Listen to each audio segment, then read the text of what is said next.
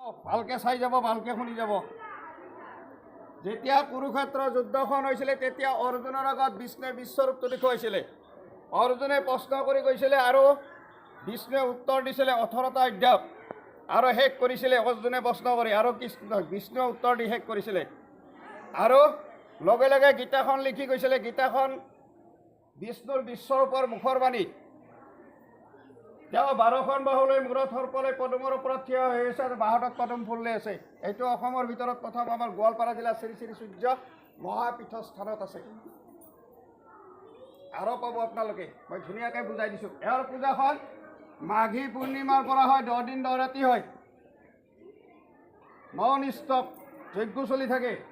তেওঁৰ সময়ত প্ৰভুসকলৰ দিনত সেই দিনত ঋষি মুনিবিলাকে তাত তেওঁ যজ্ঞটো জ্বলাইছিলে। এইটো সেইদিনৰ হোমকুণ্ডটো এইটো ওপৰত বনোৱা আছে, সেইটো তাত তালা মৰা আছে।